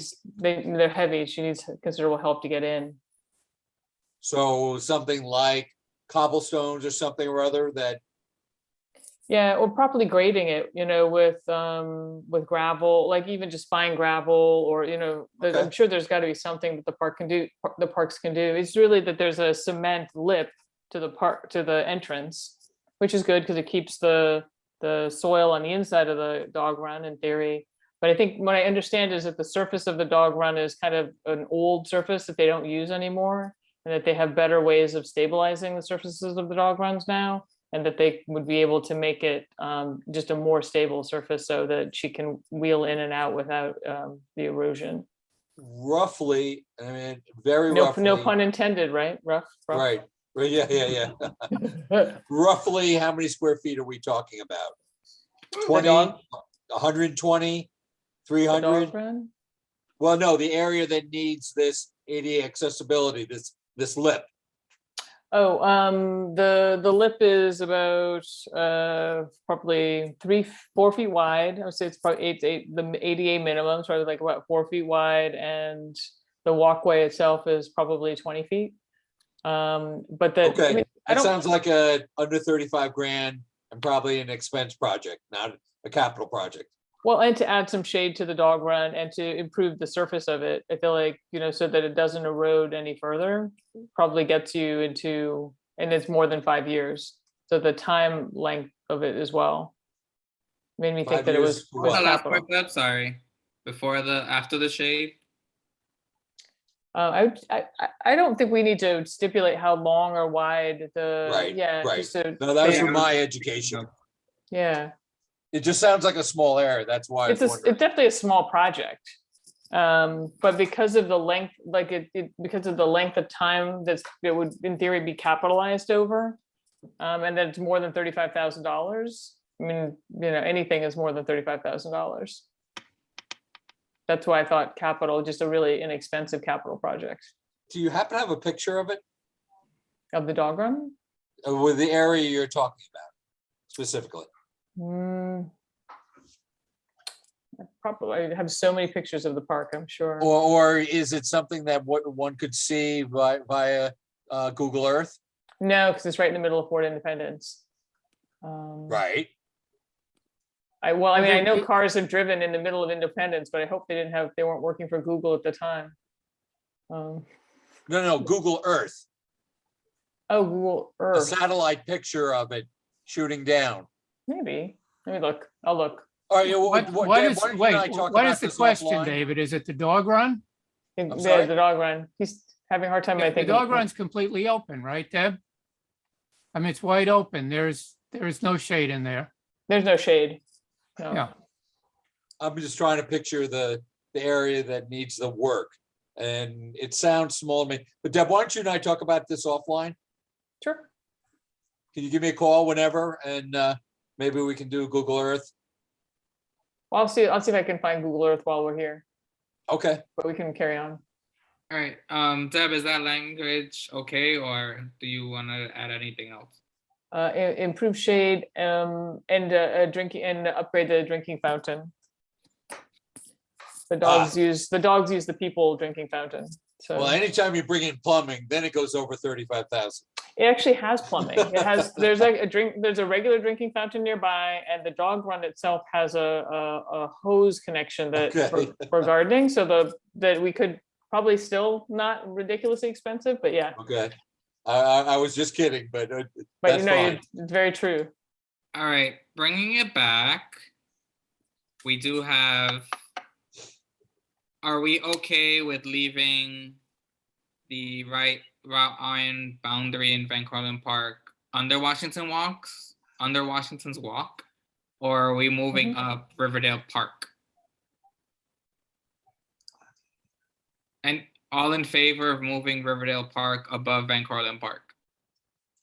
Wait, what do we, So Riverdale Park, this one, are we moving this one above or keeping Van Cortlandt Park route iron boundary where it is? so I would keep the wrought iron boundary where it is, and I would move Fort Independence Park dog run up one, and then have the last two be the Riverdale Park one and the Mosholu Golf House one. That's what All in that's how favor I would of, organize it. all in favor of moving Fort Independence Park above Riverdale Park? Just raise your hand. I see David, Deb, Bob, Deb and Rob. Rob, perfect. Okay, and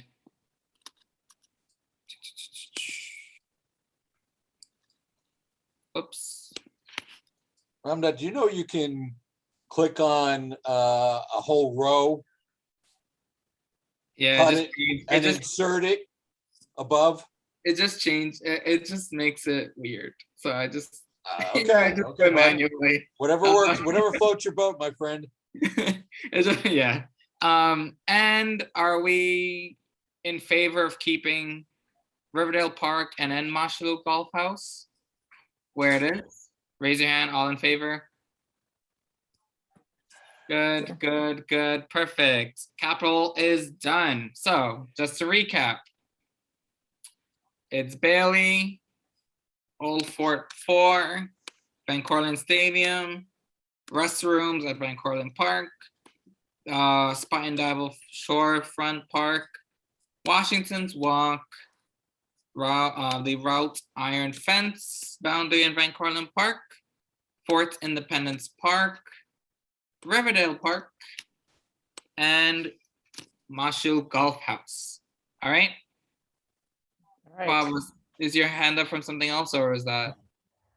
No, sorry, I forgot to take it down. Oh, no worries. I just wanted to make sure I was getting. All right. Also, I just want to note, I think we're in agreement or understanding that this business of connecting the sewer, isn't that sort of something we're trying to convince ENS to convince DEP to say, you guys really should do this under the water treatment plant process, right? Yeah, I think that the ENS's opinion mostly is that it should be done as part of the mitigation process Yeah. for the FMC. Mitigation, right? Stephanie. Sorry, I didn't know you were gonna call me so fast. As soon as we're done with capital, I did want to just make sure that I was able to say a couple of things about daylighting and other things in Van Cortlandt. Yeah, I have you on the agenda. Okay. All right. Now moving on to expense. Lord of mercy. All right. So there are actually only 4. Amazing. 5. Actually, no. No, There's yeah. 3. This is actually a capital project. That's a capture project, yeah. Whoopsie daisy. And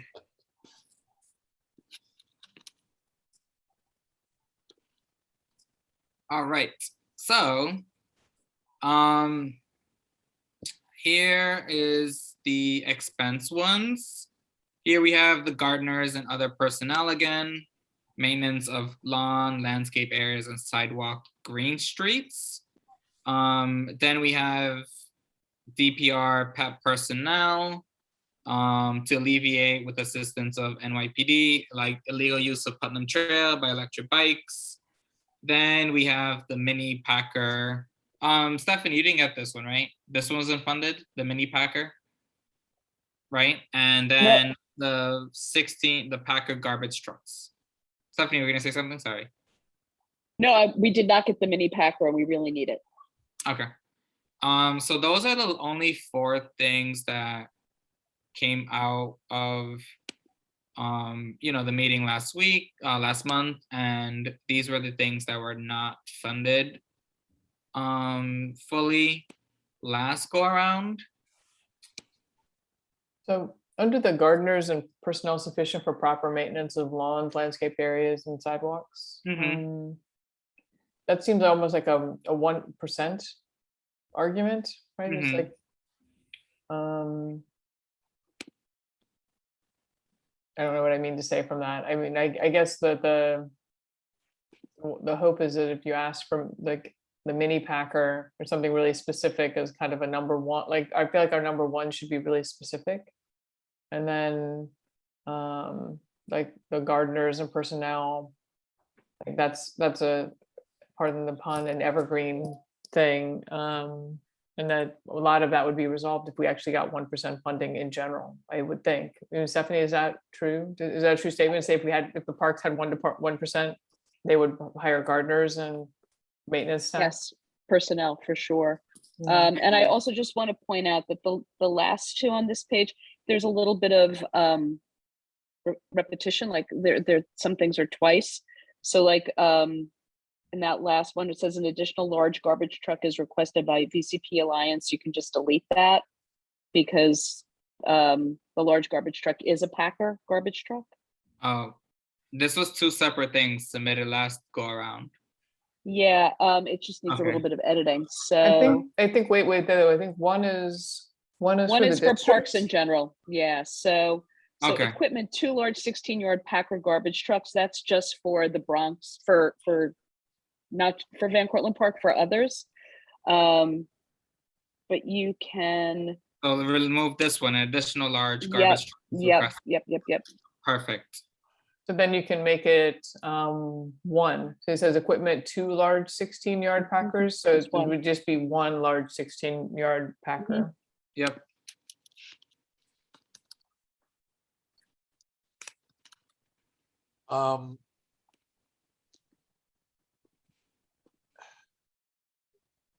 Can we go? Yeah, the PEP one. It's all valid, but it also seems like we're trying to micromanage how the enforcement people act. They should be on bikes. They should be on horses. They should be checking for ATVs, etc. I mean, these are all valid concerns, and barbecues. These are all valid concerns about what goes on in Van Cortlandt Park, but it just seems like a whole lot of instruction of how it should be managed. I have a question. What was the rationale for this one last go around? If anyone remembers. Well, the PEP personnel, they're completely underfunded. We just don't have enough people. So like barbecuing, there's never anybody to go around and to educate or enforce. I mean, it might be sufficient just to say PEP personnel like sufficient to match park department priorities for parks in the district, is particularly in Cortlandt Park. Or to properly manage, properly monitor, or I'm not coming up with the right word, but Well, to properly enforce park rules and Park rules and regulations. Yeah. regulations, yeah. There you go. It What helps are you, when a you have the parks right words. administrator? Come through. Teamwork. So I'm eliminating all of this. Yeah. That's, Yeah, that's but what that well, all that is. those words, I wouldn't eliminate all of that. I think Yeah. that's the argument for why we actually need these people. We have, you know, we have bikes and motor vehicles illegally in the park. We have a problem with double parking on Broadway alongside the park, Mhm. which is, you know, primarily PD and not PEP. But just the same, I think it really helps to spell out why we need these PEP officers, because we do have a lot of need for them in the park. The illegal barbecuing every summer absolutely. is you know, and not just in Van Cortlandt, in the other Everywhere. parks is a big issue.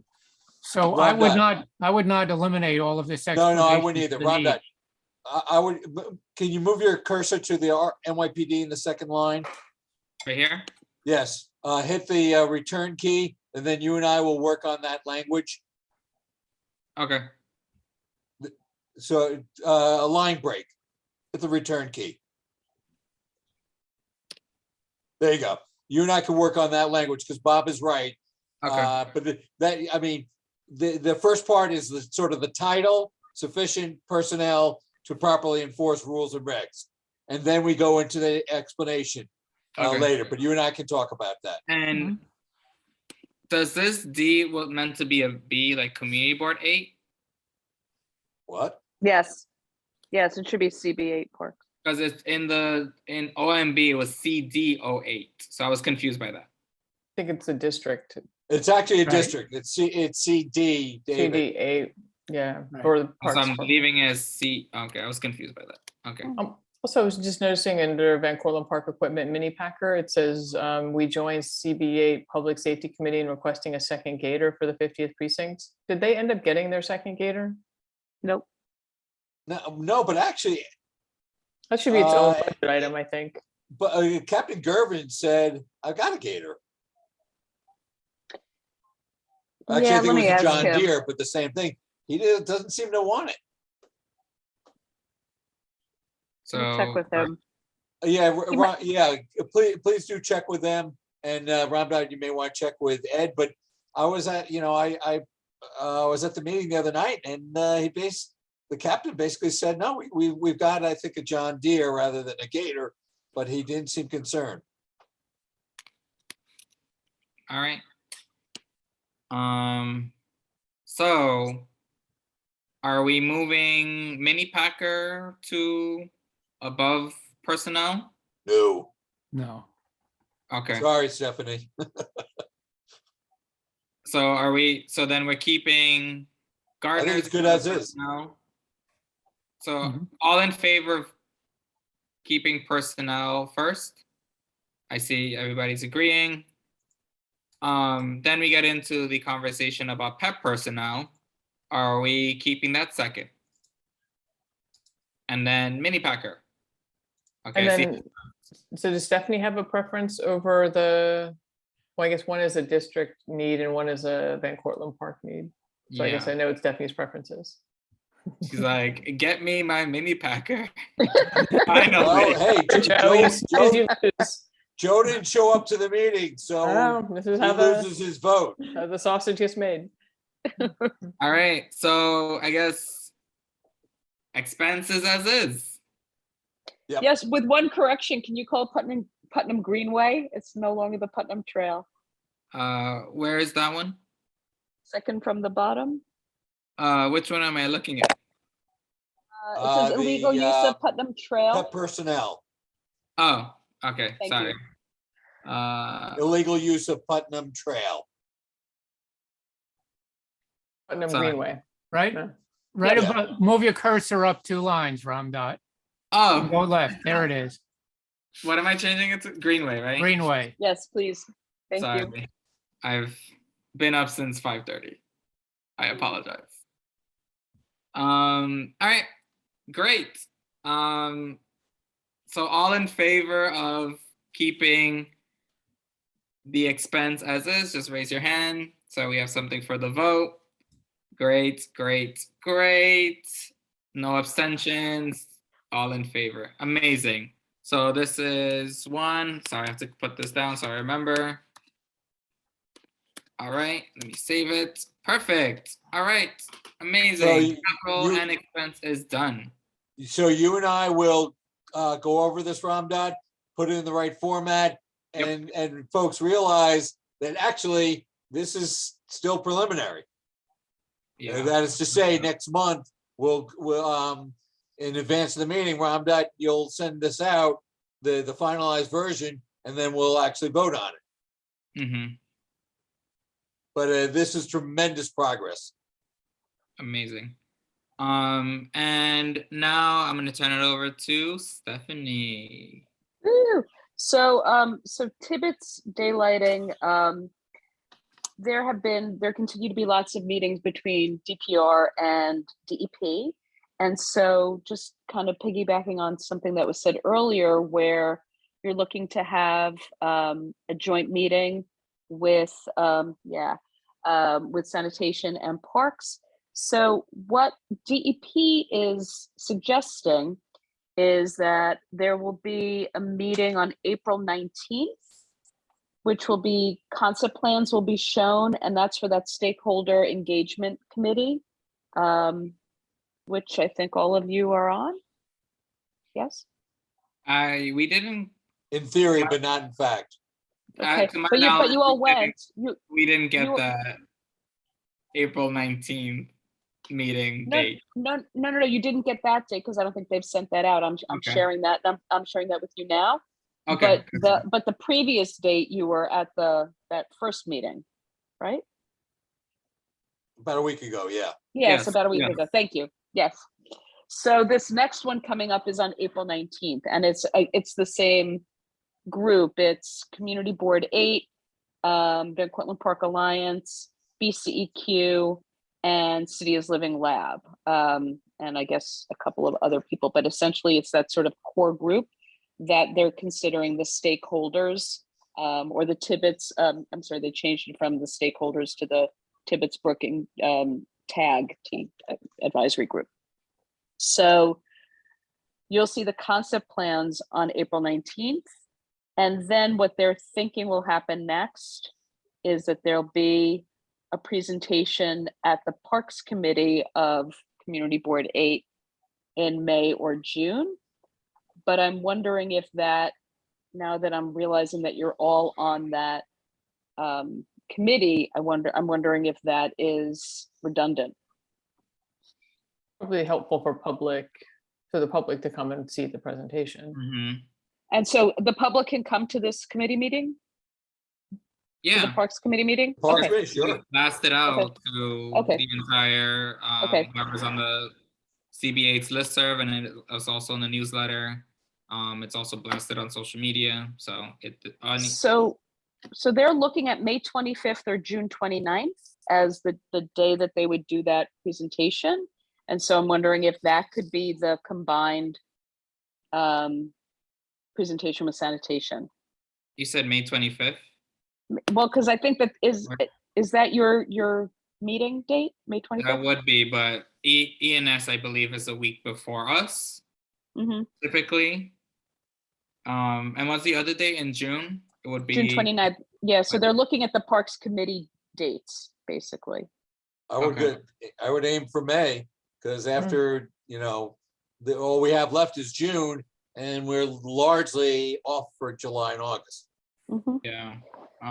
So the other thing about June is that the committee meeting would be on the 22nd, not the 29th. Mhm. It's the fourth Okay, Wednesday, not the last. But I I will agree let with them know. everybody else. It's better in May than in June. Okay. I will light a fire. All right. Can I ask So one I'll have to question? like touch base with Bob and see if they would be interested in moving their meeting later than usual, if they agree. Because last time for the December committee meeting, the parks moved our meeting up to match ENS's committee date. So I hope this time ENS will be flexible and moving it back 1 week. Does that make sense? Yes.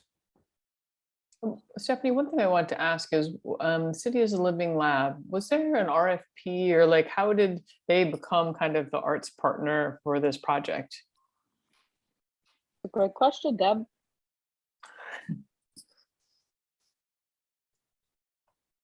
Was there a Okay. process? Nope. Mm-mm. Huh. Yeah, and they're not really local, so that's Uh-huh. it seems like it's like something that maybe should be revisited, or maybe, I don't know, I would like, unless there's like a solid grounding for their participation. I have opinions and I don't want them to be noted. That's So, fine. Deb, I'm sorry, Stephanie, I have a question for you. yes. Where's your CSX, owl? CSX, where are we? As I've been told, it's still moving. They're like sort of deeply in negotiation. The city is moving forward as if it's going to happen.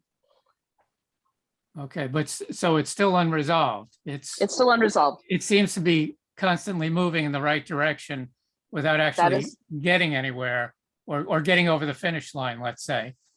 But okay, all right, I'll take that as positive news. That would be city government, I guess. Mhm. It's moving. Okay, Okay, I think we need Chuck Schumer to throw some elbows. that'd be great.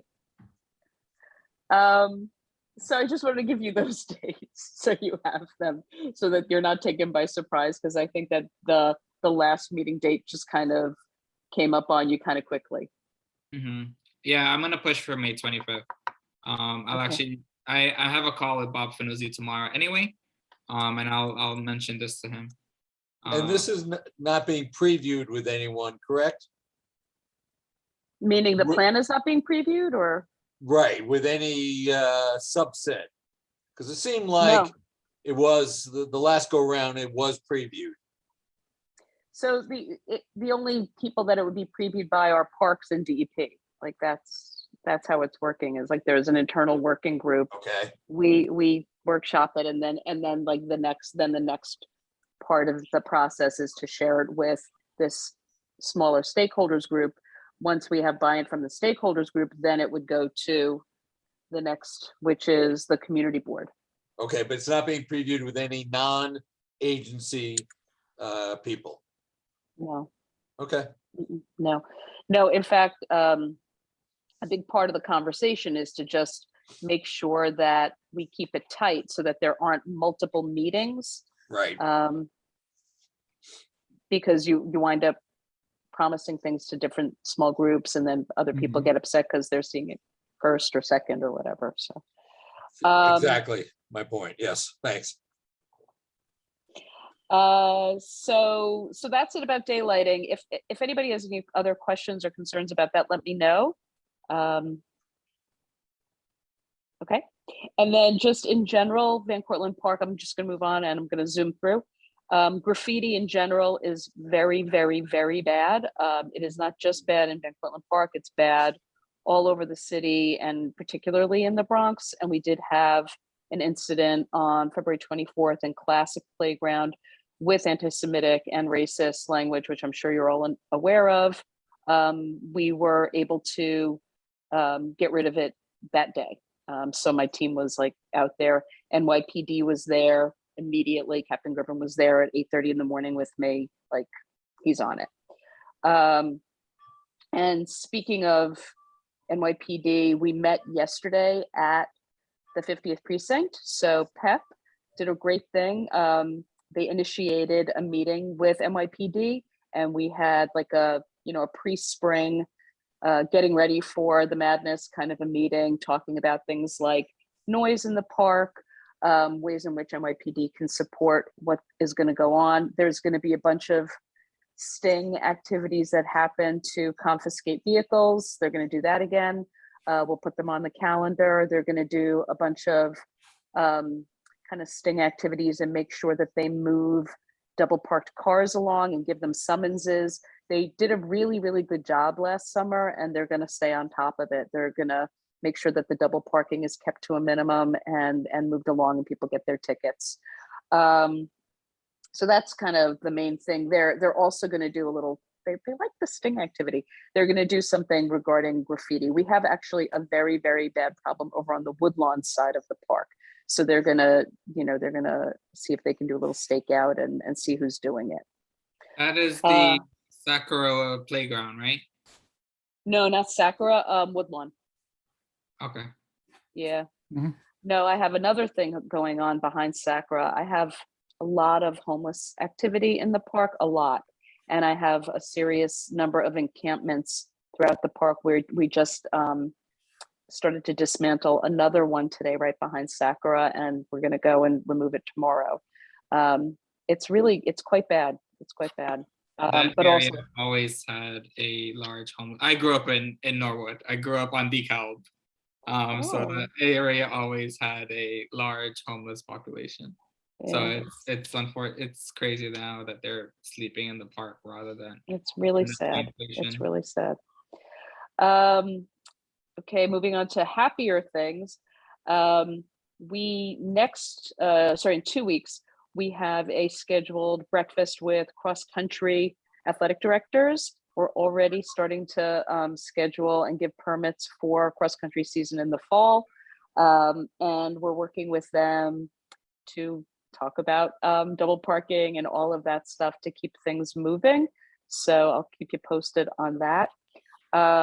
In case anybody doesn't know, because we now have First Deputy Commissioner Iris Rodriguez Rosa in her new role, we don't have a Bronx Borough Commissioner yet. We're waiting to hear.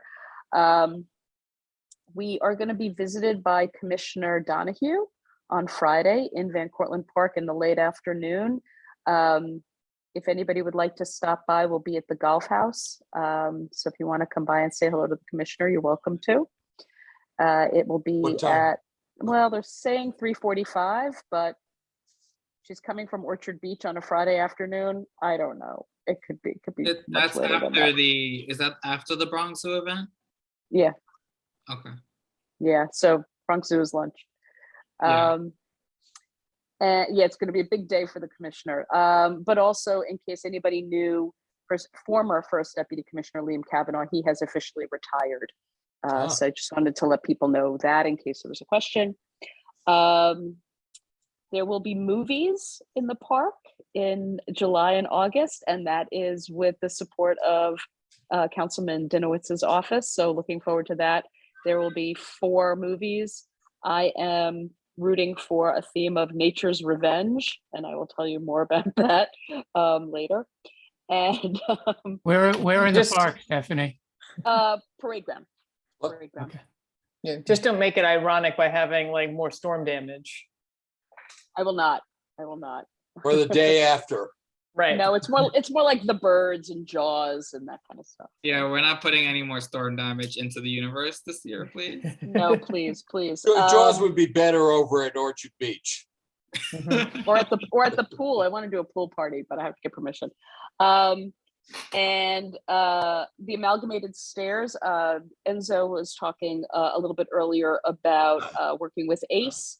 Okay. So that's a social services organization that helps homeless people and formerly homeless people have work opportunities. And so they are going to come and do a really nice cleanup over at the stairs that go from the amalgamated down to, the entrance to the Deegan. They're going to do some graffiti removal. They're going to come do a big cleanup. We're thinking it's going to be the week of April 11th. But then after that, it is hopefully going to be monthly. So that's really great because that area is kind of nasty. Stephanie, I have a question. Yes. After you're done. Sorry. Okay, and then the only other thing, just to continue to plug, we're doing our benefit, Van Cortlandt Park Alliance benefit on May 19th. We're honoring First Deputy Commissioner Iris Rodriguez Rosa and Sonia Manzano, who is Sesame Street's Maria. And thank you to those of you who have already contributed. I think you know who you are. So. I didn't know the stairs by the amalgamated falls under Van Cortlandt Park's purview. It does not. It Okay, really 'cause does not. those stairs are very shaky because I walked through DOT. that part to get to my parents' house because I walk from my house to Norwood, and I take those stairs up, and some of them are like crumbling. Yeah, So- it's on the It's budget DOT. priority for TNT. Oh, is it? Yeah, we've been That's doing great. we've been adding Step Street, so I don't know where it'll get ranked, but yeah, that one made the radar. So yeah, That's make great. that number one, please. Well, Deb, we were talking about that entrance area, and the more I Mhm. look at it, the more I realize that should be a plaza. It should Mhm. be a pedestrian plaza there. And, Amalgamated Parks, its trucks there. It's so yucky. I think that there's so much opportunity to change the whole corner with those Agreed. stairs and all of it. So is that a Parks capital project or is that a DOT capital project? I think it's DOT property. It's Is- unclear to me, like Where the park ends? yeah, it's really yeah. unclear. This is the bottom of the hill by Bailey Avenue. Yeah, Bailey Avenue, Okay. Van Cortlandt Avenue South, where it turns from south to west. Mhm. Mhm. And it really, I agree with Stephanie. Like, it seems to me, it looks like it should be a plaza, like it should be kind of the welcoming, obvious entrance to the park. But you need to you have to address how pedestrians get across the on-ramp to the Deacon. I mean, I did notice in the master plan for Van Cortlandt Park that there's actually a study to remove the on-ramp to the Deacon is in the master plan. I mean, is there actual discussion happening about like that entrance and doing anything at all? There's some talk. Parks is talking with DOT about ways to kind of calm traffic more at the Broadway corner. I think that the removing, I just don't think it's like financially possible to change. Like, it just seems like it would be exorbitantly expensive. So there must be some ways that we could just make it safer without removing it entirely. Right. I mean, I would love it, but I just don't know if that's realistic. Right. Just even having a sidewalk would be huge. huge. Okay. Yeah. So I guess that would, I can follow up with Kira to confirm that's a DOT piece or whether that's Parks, that plaza. That would be really helpful. That'd be really helpful. Okay. All right. Stephanie, anything else? That's it. Perfect. A quick question for you then. Not to get too technical, but you talked about removing graffiti from classic playground. Just to get a sense of scale, Mhm. roughly how big was it? 10 square feet, 100 square feet? Oh, of the And graffiti? roughly how long did it take the crew to get rid of it? Okay, so it was everywhere. It was on benches, it was on the slides, it was on the play equipment, and it was on the ground. So it was like on all different kinds of surfaces, Okay. which all need different kinds of treatment to Right, remove. Right, And right. so like the removing it from paint is easy because you just paint over it. Removing it from the slide, we tried a new product, which was actually, it worked. So that was really great.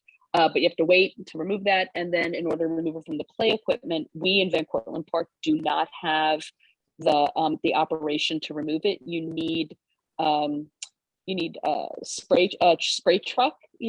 So we don't have that in the Van Cortlandt Park level. That comes from the borough. So we had to pull a crew from something else to come and do it, but we did it because it was all really foul. I mean, like if it were just tags, we wouldn't have had like an emergency mode, but because it was really, really foul stuff, they came immediately that day. But basically the whole day was spent dealing with that graffiti. Okay. Thank you. Rob, you have your hand up. Yeah, this is just a general question. When did they turn the water fountains on in Van Cortlandt Park? I Mhm. think it's Is it a April regular schedule? 1. April I think 1. it's April 1, yeah. All right. Any last thing, Stephanie? No? Okay, perfect. So next on the agenda, new business, anything new anyone has to bring up? And one thing, Okay, real go ahead. fast.